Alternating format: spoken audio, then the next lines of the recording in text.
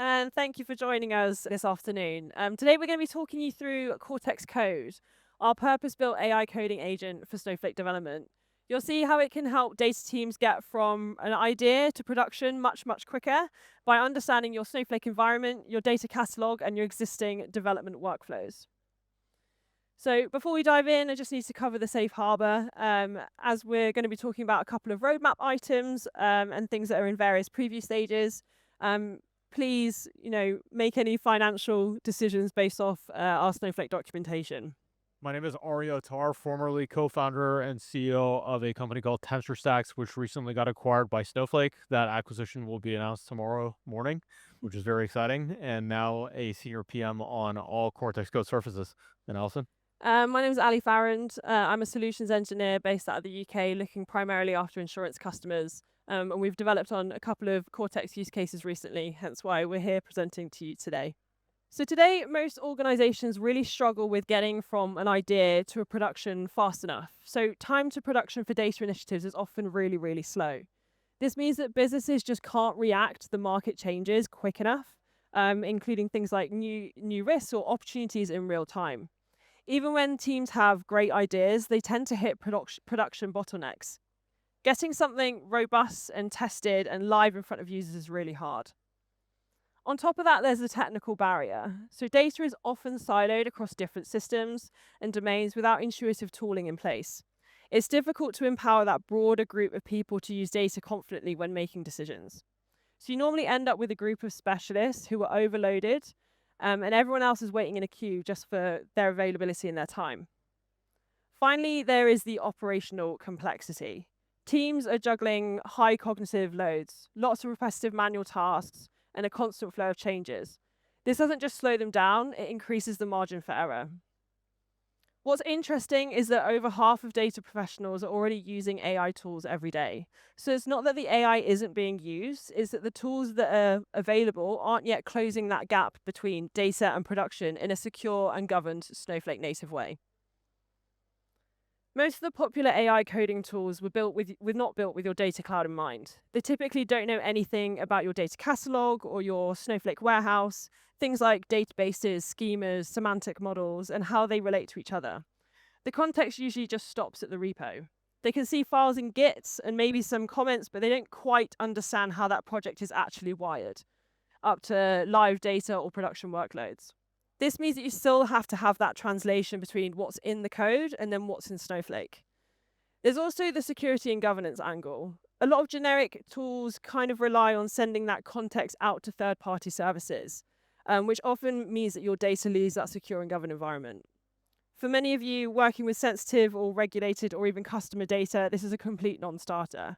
So the core challenge is that AI tools need to have the right context and capabilities, and they need to be aware of your Snowflake environment, your roles, your permissions, and your operational patterns, so they can act safely and meaningfully, not just generate clever code snippets in isolation. So this is introducing Cortex Code. Cortex Code is an AI coding agent built specifically for Snowflake development. You interact with it in natural language. You can ask things like, find all the tables that have PII in them, and it will locate all of that sensitive data. You can ask it, what does this SQL script do? And it will come back to you and explain that completely in natural language. Which 5 services are using the most credits? You can quickly start to do FinOps and understand your usage and cost drivers within the platform. It's also not limited to purely analytics or admin. You can even ask things like create a model for daily profitability by truck and location for logistics, and it will help you to design and build that logic. Or you can ask things like generate a DAG and propose dependencies to scaffold a pipeline. You can even ask it for examples about how to use Snowflake. So how can I use Snowflake AI functions like the AI complete function? It becomes a built-in expert, so you can learn from it as you go. The key point here is that it's not a generic chatbot bolted on top of your stack. It's an agent that completely understands Snowflake and works alongside you in real development tasks. Cortex Code is the right tool for data teams on Snowflake because it's built around 4 core pillars: intelligence, relevance, integration, and governance. First is intelligence. It understands your specific data catalog, your databases, schemas, semantic models, and all the objects that you have in Snowflake. This means that its suggestions are grounded in reality and objects that actually exist in your environment. Second is relevance. So Cortex Code is context aware and it knows where you are in the UI and what data you're working with. It also retains your conversational history as you navigate, so the agent doesn't just answer in isolation, it follows the flow of your work as you go. Third is integration. It plugs into tools and languages that your team already use, so things like dbt, Git, SQL, Python, and Streamlit, with no changes to how you work today. The goal is to enhance your existing workflow, not to force you down a new one. And finally is governance. Cortex Code is secure by design. It uses Snowflake RBAC, so it only sees and acts on data and objects that your role has the availability to. This is critical for regulated industries. You get the benefit of an AI coding agent without compromising on governance or compliance. So when you bring it all together, Cortex Code is that AI coding agent purpose-built to help your data team to get to production faster. Now we've seen why we've built Cortex Code, we can have a look and make this more concrete about what you can actually do with Cortex Code. So on this slide, we've grouped into a couple main pillars here. So the admin, building on Snowflake, and data engineering. At the admin layer, Cortex Code can help you with daily housekeeping tools and governance of your Snowflake account. Think of repetitive tasks that you might not do every single day, things like spinning up a new user or giving the necessary roles and permissions to someone. These are the exact kind of things you can start to do with Cortex Code. You can also ask things in natural language for help managing roles, like I've said, and understand who can see what or break down credit usage and cost drivers. Because Cortex Code is grounded in your Snowflake metadata and RBAC, it can safely answer those questions and generate the SQL or commands that you need, rather than you having to remember all of them from your head. It also helps with data discovery. So you can search through the catalog in plain English, whether or not you have a semantic view in your Snowflake environment, to find the right tables or models that you need to plug into those apps and analysis. The second pillar is building on Snowflake. So this is where you can create analytics, applications, and AI on top of your data. Here, Cortex Code can help you to spin up apps, notebooks, and data engineering pipelines instead of starting from an empty editor. You can describe exactly what you're trying to build. So for example, a small application designed to help you find data, or asking for Cortex Code to generate the scaffolding and the queries for a data science workflow. The third pillar is data engineering, and this is where Cortex Code really shines for more complex multi-step workflows. You can ask it to create, manage, and optimize things like dbt projects and data pipelines by describing the outcomes that you want. And Cortex Code will propose new models, write tests, and generate and refactor your SQL. So you're not hard coding every single transformation from scratch. And for teams that might not be on Snowflake but are looking to modernize their stack, Cortex Code can help you to actually with that code migration and refactoring. So you can convert existing code and pipelines from other platforms into a Snowflake native pattern. So you can consolidate onto a single platform without weeks of translation work. So now that we've seen the kind of admin, build and data engineering work you can do on Cortex Code, the next question is, how do you actually use that and where do you use that day to day? Guys, can we get a big round of applause for that beautiful introduction from Alison? Thank you. So Cortex Code is available through two different services today. One of them is going to be Snowsight. Snowsight is primarily optimized for the analyst type of user, any sort of SQL worksheet, notebook use case, or even any sort of honestly machine learning use case that you do currently inside of Snowsight today. Cortex Code is very, very good at integrating with that, editing any of your SQL models, any sort of admin task where you're trying to create new roles, and so on. And the second service, which we're very, very excited to announce today, is going to be Cortex Code CLI. Cortex Code CLI is a new binary that you're able to install on your laptop today, which will be accessible through any terminal that you work with, whether it's through VS Code, Cursor, or any external terminal application that you primarily like to work with. We'll talk more about the capabilities that Cortex Code CLI has and what use cases it's primarily optimized for, but you can imagine any scenario where you're interacting with a Git repository, any sort of dbt project, building dbt models, testing them locally, and so on. Cortex Code CLI is incredibly powerful at those tasks. We'll go ahead and jump right into a demo of Cortex Code and Snowsight, and we'll look at just a short example of different admin tasks you can do inside of Cortex Code. So here we're logged in, and we're going to have Cortex Code look at the user permissions that I have and create a second profile under marcuscurtis@gmail.com with the same permissions that I do. So Cortex Code is just going to go ahead and first look at the SQL file that I have open and find out that it's empty. Then it's going to take multi-step turns and look at what permissions I, as Aria Attar, have access to, and replicate those same exact permissions for our new user, Marcus Curtis.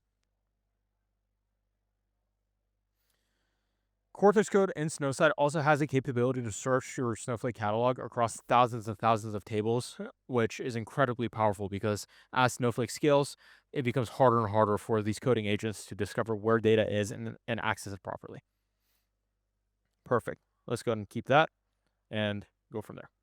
Now, the second surface, you guys have already seen plenty of Cortex Code and Snowsight today, so we won't spend too much time here. But the next surface that Cortex Code is available in, we're going to swap back to the slides. Cortex Code CLI. Cortex Code CLI, like I said, is a binary that you're able to install and access through any terminal that you typically like to use within your laptop today.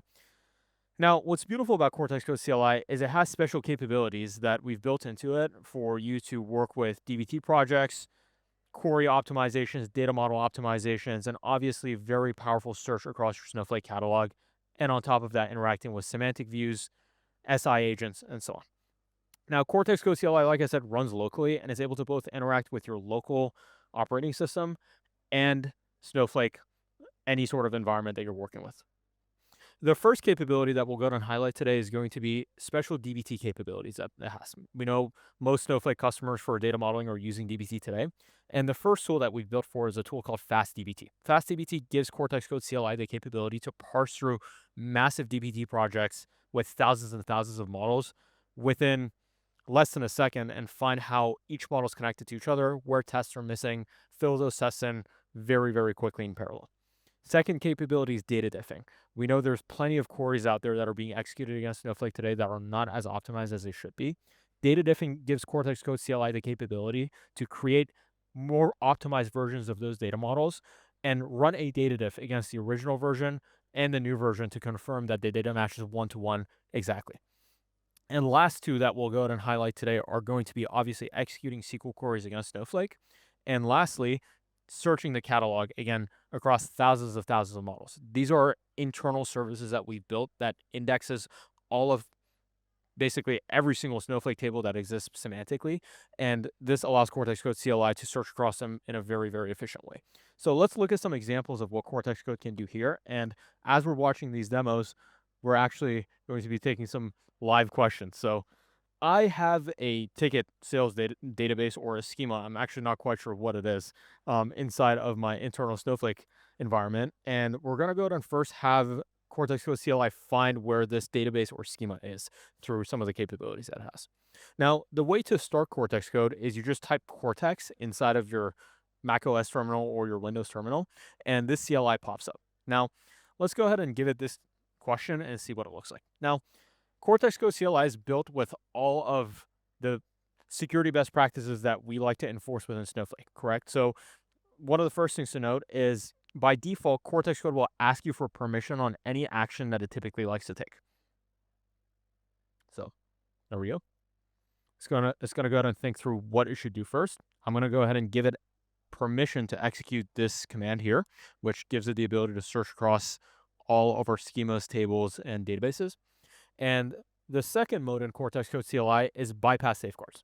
Bypass safeguards basically gives full permission to Cortex Code to execute any query that it wants besides destructive queries against your Snowflake environment. Now, as we can see here, Cortex Code is just going to go ahead and fully autonomously on its own search across everything within Snowflake until it finds where this ticket database is. We're going to go ahead and take the first question now while we're watching this. Alison, if anyone, please raise your hand if you have a question. Thank you. 1 second. I just have to put this on so I can hear you as well. Thank you. I have one quick question, hopefully. So the Cortex engine is, I think, context aware, like you mentioned. Okay. We use data vault methodology. Would it be able to differentiate between hub satellites, the business satellites, and still give us the information we are looking for? That's a very good question, and absolutely. So Cortex Code, as we'll walk through further in a second, is built on top of open agents.md standards, as well as skills, the open skills standard. So if you currently today have a very specific workflow and a way that you like to go about really any of your like data workflows, you can define all of that inside of either a skill or an agents.md file, and that will tell Cortex Code the best practices that it should follow. We'll go ahead and swap over to my IDE in a second here, just so we can kind of see what I have defined in my agents.md file. But yes, you absolutely can. Beautiful. So it looks like Cortex Code was able to find some of the SQL queries and some of the tables that all of this data is defined in. Now, Cortex Code CLI is more than just an agent. It, over time, will be a full-on end-to-end data engineering tool. It's very interactive in the sense that as we've pulled all of these tables, we can actually swap into a full table format and swap between all the queries that Cortex Code has executed within this session here. So it's very, very interactive. Now, it looks like it was able to find all of this data. Let's go ahead and ask it to maybe compare all the categories and find which one has the highest revenue per ticket.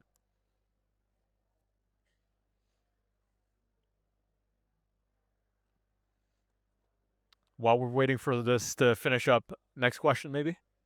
Quick question about pricing. What's the pricing model here? It's going to be the same pricing model as SI. So the same pricing model that you guys are already familiar with Snowflake Intelligence. Is going to be just like that, token-based. And very soon there's going to be a subscription model as well that will launch with this, which is very exciting. So we'll share more about that in a blog post that's coming out very soon. Beautiful. So it looks like it was able to, again, find the highest categories, the highest revenue categories here. And on top of this, maybe we'll go ahead and have Cortex Code segment everything into different user segments based on pricing tier before we get it to go ahead and build us a full DBT project completely from scratch.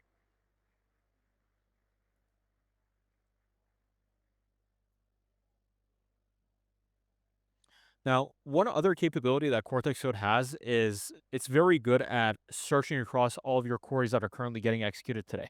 So it's very good at finding how you've defined business metrics, logic, and just generally like all definition of different queries that you have across your Snowflake environment fully on its own. So without you having to define this back to Cortex Code, it's very good at discovering this. The second component of this is Cortex Code is also able to interact with semantic views, search across them, discover them, and build more. So any sort of use case where you're optimizing SI agents, building new semantic views, Cortex Code is able to actually help you with that as well. Beautiful. It looks like it was able to segment these users, and let's look at the query that wrote. Yep, looks correct. And as a final step to show all of the capabilities that Cortex Code has, we're going to go ahead and have it build out a full DBT project completely from scratch. So the current folder that I have is completely empty here. And we're going to go ahead and have it lay out a full DBT project completely from scratch. Now, this is something that traditionally would take a very, very long time to do. And we'll see how quickly Cortex Code can do this. We have 11 minutes left. We'll see how long it takes. One more question? Beautiful. Hi. So what models power this, and what's the availability depending on cloud provider and regions? Because Snowflake Intelligence relies on cross-region inference in certain scenarios, right? So what's the availability for that? Yep. Because It uses the same endpoints as Snowflake Intelligence does, and this is currently powered by Opus 4.5. In the future, there will be ability for you to swap to OpenAI models as well if you prefer to, but currently it's powered by Anthropic models. By default, it uses Opus 4.5, and you can also swap to Sonnet 4.5 if you prefer. Beautiful. For any sort of multi-step, very complex workflow that Cortex Code executes, it'll go ahead and first enter plan mode, as we saw here. It'll go ahead and explore the project, depending on how complex it is. First, create a plan, and then execute on this plan if we give it permission to.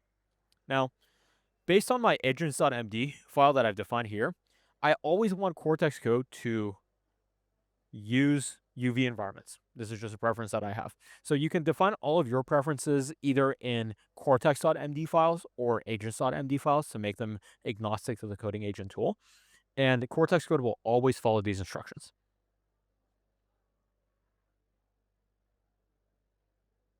Now we've told it to go ahead and lay out every single layer of data models inside of this DBT project. So it first needs to lay out all the staging models, define all the YAML files, intermediate models, and eventually MART models. And one thing that Cortex Code is also very good at doing all the time is verifying its own actions. And we'll look at some of this capability here today.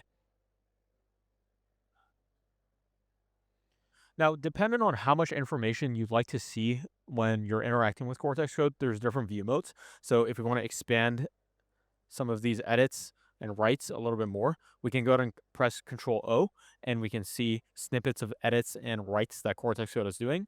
Or if we want to go full screen, we can do this as well. You can see all of the actions that Cortex Code is taking and redirect it if you need to.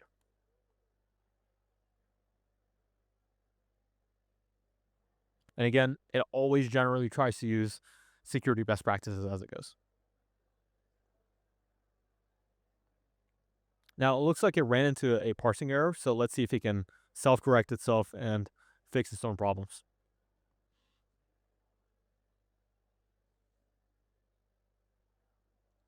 Now, one of the capabilities that makes Cortex Code so accurate at these types of tasks is the ability for it to interact with your local file system, obviously.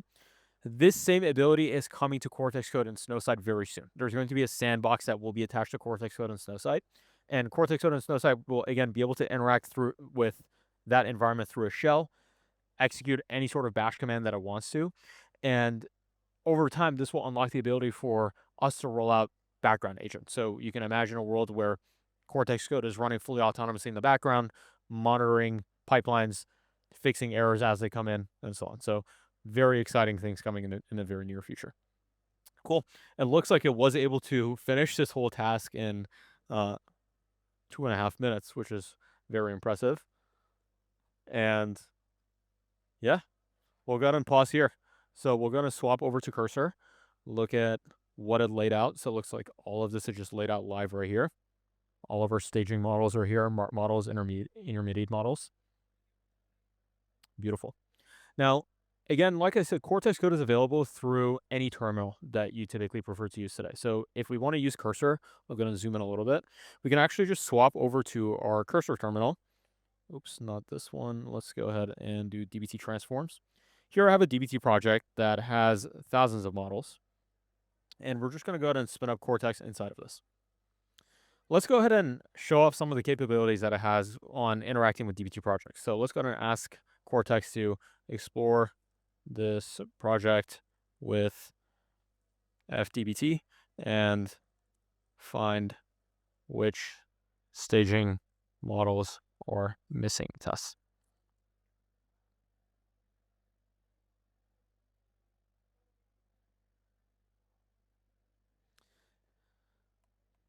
Any questions while we're waiting on this? Looks like we have.